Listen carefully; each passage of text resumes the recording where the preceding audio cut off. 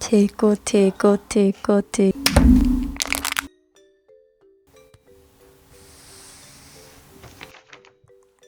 Everyone's got their little quirks and little trademarks that they got in their messed up little heads.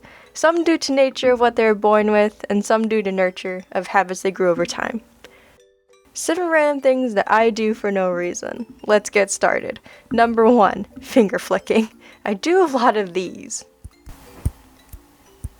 For some reason, if I have to do things like type or scroll my phone or even just feel different textures, I basically just scratch my fingers. Why I do this? I don't know. I feel like my fingers are just very sensitive to textures and I just have to get rid of whatever I just touched. Especially if it's like textures like velvet or chalk. They just like, ugh, it just doesn't feel good on my fingers. Anyways, number 2, I sleep with one foot out of my blanket, like on purpose.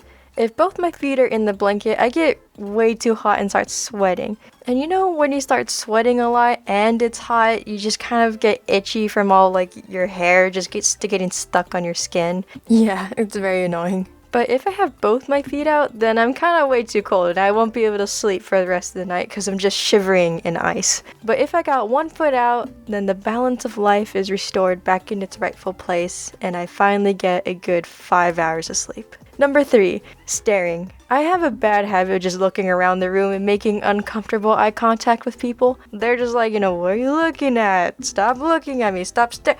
Ah! Now, I don't do this on purpose. I just always happen to lock eyes with some other person in the room. But if you think about it, in a roundabout way, they were also looking around and I just soul bonded with them when we locked eyes across the room. And that's how I met your mother.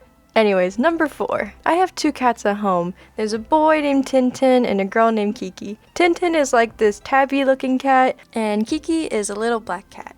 When I get home from school, Kiki would come up on the couch and every day I would just kind of pick her up and just boo boo boo boo boo boo and throw her on the couch. More specifically, I kind of just sway her in the mirror because she always looks so goofy. Like she's like this statue, like her arms are always straight out and she does not move her head. She just kind of just lets it happen. I learned this from one of my friends and he wants to be called the Green Bean Lean Machine. So that's his name now. And yeah, I just remember he showed me this with his cat Pepe. It's just really cute and I just started doing it with my cat Kiki. Anyways, if you got cats, highly recommend. This thing is really fun. Unless they start scratching you, then it's not as fun. But number 5, cracking knuckles. Now I know that everyone does this, but I realized that over the years, I've slowly been able to crack all sorts of limbs around my body. At first it was just my fingers, like I could just crack my knuckles all sorts of ways and it just looked like Naruto Jujutsu hand signs. Alongside, I can crack my jaw, wrist, knee, ankle, neck, back, shoulders, and also toes. I know, kind of gross. I can even use my toes to crack my other toes, which is even grosser when I think about it. Anyways, moving on to number 6, I forget to eat. Like, it's not like I don't get hungry or I have some sort of condition. Like, I get really hungry throughout the day, but I'm just so lazy or into a movie or head over heels into a game that I'm always like, yeah, I'll eat in like 10 minutes. Then a few hours go by and I'm still hungry. But then I also get sleepy, so I wait till the next day. And then I look into the kitchen, I see that I'm not interested in whatever is in the fridge, and I just kind of stay hungry until I'm bare bone needing to survive. Or when my brother cooks up something random and finally feeds me.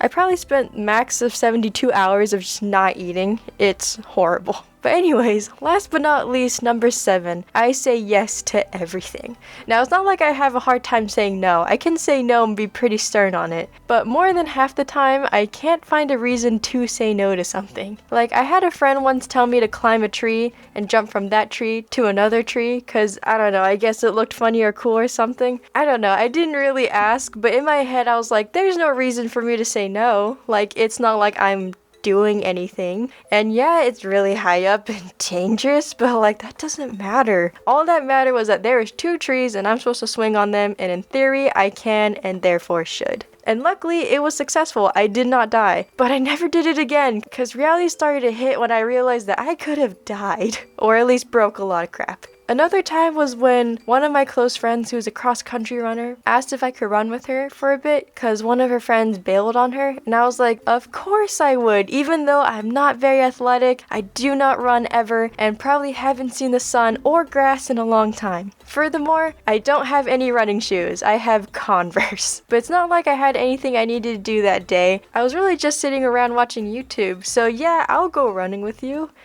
That day I ran 4 miles. And walking was not an option because she was like one of those keep pushing forward, don't stop, you can do this type of person, and you just see me dying like this. just keep going, it's fine. I couldn't walk for a good 3 days. Anyways, this is the end of the video. I wanted to make this a little shorter just because I thought it would be nice. Anyways, thank you for watching, please subscribe, and I'll see you in the next one.